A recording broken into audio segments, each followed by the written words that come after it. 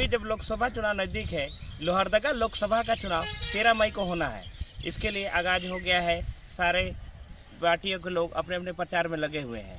Lohardaga seat के लिए कांग्रेस के प्रत्याशी सुखदेव भगत ने भी आज शुरुआत किया है। यहाँ अपने कार्तिक उरांव के समाधि स्थल पर पुष्पांजलि अर्पित करते हुए, उनका आशीर्वाद लेते हुए आज शुरुआत किया है, अपना चुनाव प्रचार शुरू किया है। उन्होंने बताया कि वर्तमान केंद्र सरकार, मोदी सरकार लोगों के लिए काम नहीं कर रही है। यहाँ गुमला जिला अत्यंत पिछड़ा जिला में है। यहाँ लगातार 3 बार लोकसभा में बीजेपी के सांसद रहे, लेकिन अभी तक कोई काम नहीं हुआ। विकास से अभी भी कोसों दूर है।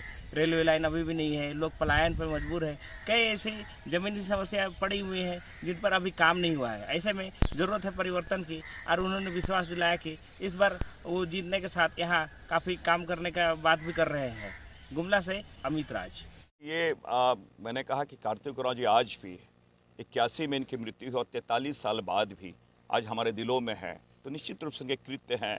और इसलिए मैंने कहा कि भारतीय जनता पार्टी जिस प्रकार उपेक्षापूर्ण रवैया अपनाया, हम लोग ये प्रयास करेंगे कि निश्चित रूप से कार्तिक उरांव जी, न केवल कार्तिक उरांव जी, वरन कार्तिक उरांव जी के साथ साथ जयपाल सिंह मुंडा जो इतने बड़े रहे, उन्हें भी भारत रत्न देने के हम जरूर निश्चित रूप से मांग करें।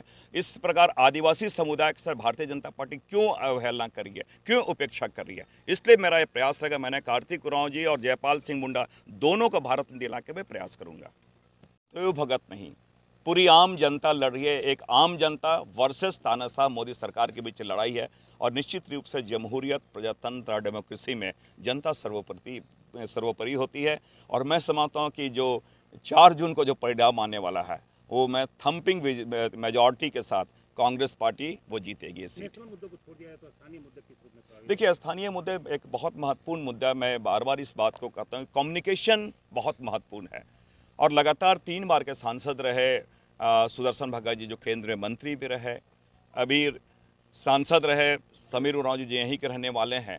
लेकिन एक बहुत कनेक्टिविटी की मैं रेलवे की बात करूं, लोहरदगा से गुमला होते हुए कोरबा के बारे, इतने सालों में, इतने लंबे अंतराल के बाद कोई उस पर कार्य नहीं हुआ, और इसलिए मैं कहता हूँ वो मेरे एक टॉप प्रायोरिटी में है। दूसरी बात, यहाँ के लोग लगातार जो पलायन की बात करें, तो मैं 2 चीज़, पर्यटन बहुत बड़ा सेक्टर है। चाहे आपने अंजन धाम की आप बात करें, सिरा सीता नाले की बात करें, आप टांगीनाथ की बात करें, राम रेखा की बात करें, तो एक के ये धार्मिक सेक्टर हो जाते हैं। दूसरा नेतरहाट की बात करें, और उससे रिलेटेड आपका बेतला से लेकर इधर जितने भी ये पर्यटन स्थल है, तो अगर हम टूरिज्म सेक्टर की ओर हम ध्यान देते हैं, प्रायोरिटी देते हैं, तो पलायन भी रुकती है, लोगों को रोजगार भी मिलता, और सबसे बड़ी बात है लोगों का, जिसे कहा जाए, कोई डिस्प्लेसमेंट भी नहीं होता। तो ये सब सारे चीज़ें में ये पूरी की पूरी सुदर्शन भगत जी, समीर जी मौन रहे हैं। तो मेरा एक विज़न है कि इस यहाँ पे पलायन कम हो, और उन जगहों पे जिसे कहा जाए लोगों को रोजगार के अवसर मिले, वो बहुत बड़ा फैक्टर है।